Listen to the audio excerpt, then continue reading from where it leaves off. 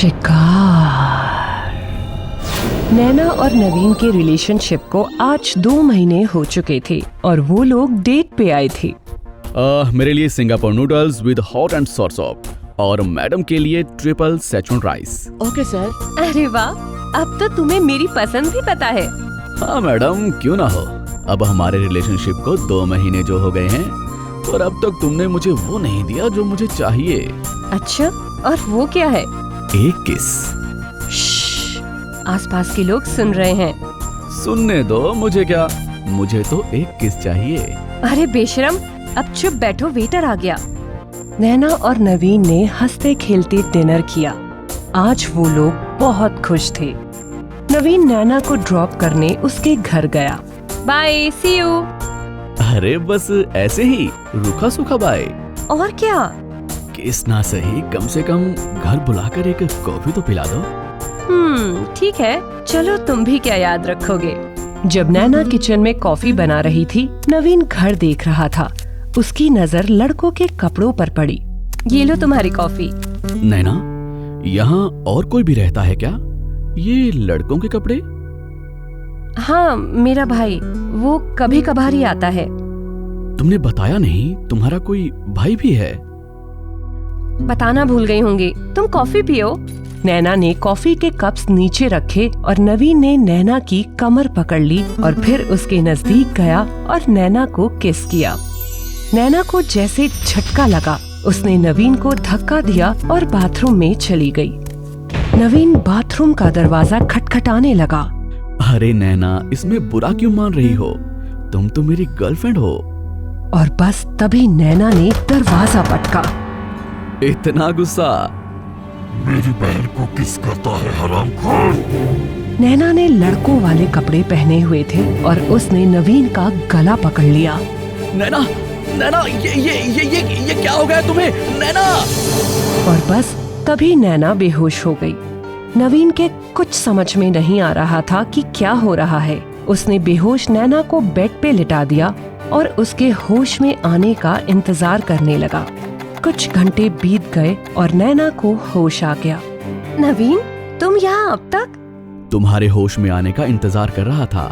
और नवीन ने नैना को पूरी घटना बताई, जो सुनकर नैना रोने लगी। नवीन ने नैना को गले लगा लिया। नैना, ये सब है क्या? तुम मुझसे क्या छुपा रही हो? मैं और मेरा भाई दोनों जुड़वा थे, लेकिन हमारे जन्म के कुछ ही मिनटों बाद वो मर गया और तब से उसकी आत्मा मेरे साथ ही रहती है। उसकी आत्मा अक्सर मेरे शरीर में घुस जाती है। तो इसलिए तुम हमेशा मुझसे दूर रहती हो। पर नैना, ऐसा कब तक चलेगा? हम जिंदगी भर थोड़ी ना ऐसे रह सकते हैं। हमें तुम्हारे भाई की आत्मा का कुछ तो करना ही पड़ेगा। मुझे नहीं पता क्या करना है। इस दिन के बाद नवीन कई मंदिरों में गया और पंडितों से बात भी की, पर उसे कोई हल नहीं मिला। इसी बीच जब नैना पर उसके जुड़वा भाई की आत्मा हावी थी, तब वो एक रात अकेले जंगल में गई और वहाँ वो एक अघोरी बाबा से मिली। अगले दिन नवीन पार्क में बैठा था कि जब वो अघोरी नवीन के पास आया। बम बम भोले, तेरी समस्या का समाधान है मेरे पास। अगली अमावस अपनी प्रेमिका और एक काले रंग के बकरे को लेकर पहाड़ी वाले काली मंदिर के पीछे आ जा। बम बम भोले। इससे पहले कि नवीन कुछ बोलता, वो अघोरी वहाँ से चला गया।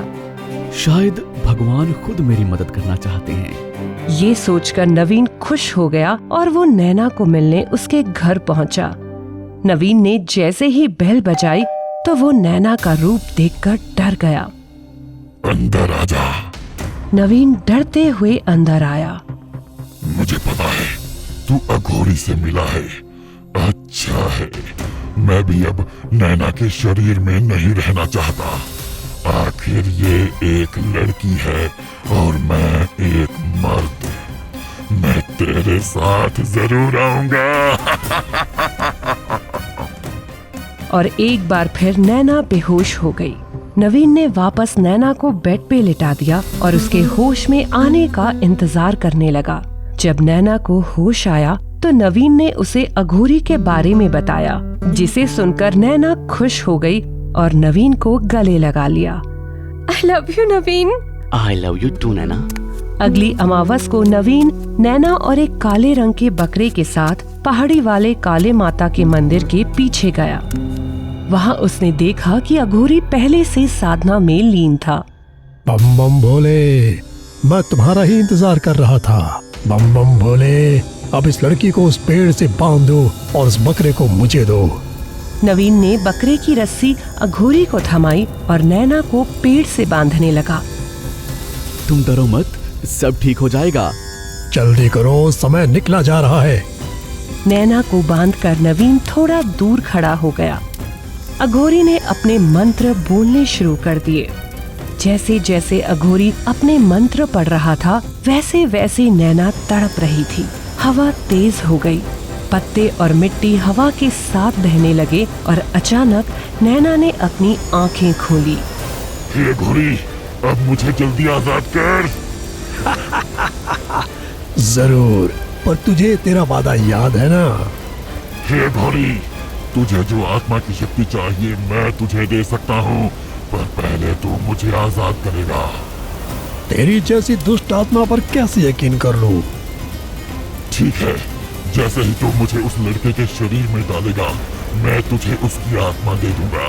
तेरे पास दूसरा रास्ता नहीं है, मेरा साथ दे, मैं तुझे धोखा नहीं दूंगा।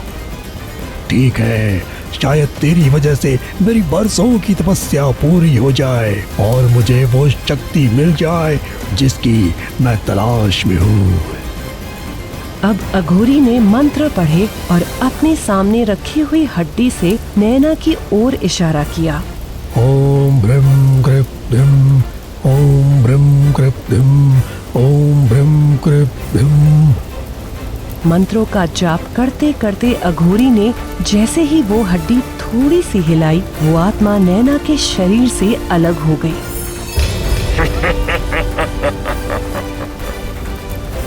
और फिर अघोरी ने वो हड्डी सीधे नवीन की ओर घुमा दी, जिससे वो आत्मा नवीन के शरीर में घुस गई। अरे वाह, तूने मुझे आजाद कर दिया। अब अपना वादा पूरा कर। हाँ जरूर, ये ले। उस आत्मा ने नवीन की आत्मा को शरीर से बाहर फेंक दिया और झट से अघोरी ने उसे बोतल में बंद कर दिया। आज से तू मुझे नहीं जानता और मैं तुझे नहीं जानता। इतना बोलकर वो अघोरी अपनी बोतल में बंद आत्मा को खुशी खुशी अपने साथ ले गया। फिर नवीन ने नैना की रस्सी खोली और नैना के चेहरे पर पानी छिड़का। देख बहन, मैं आजाद हूँ।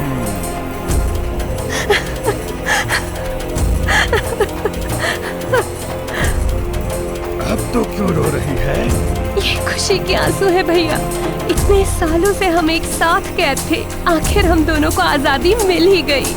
तूने कितने लड़कों को शिकार के लिए ढूंढा, पर किसी ने भी तेरा भूतिया रूप देखकर तेरा साथ नहीं दिया। पर आखिर ये नवीन हमारा शिकार बन ही गया। मुझे इस नवीन का शरीर मिल गया और तुझे मेरी आत्मा से आजादी, और उस अघोरी को एक आत्मा मिल गई। सबकी इच्छा पूरी हुई।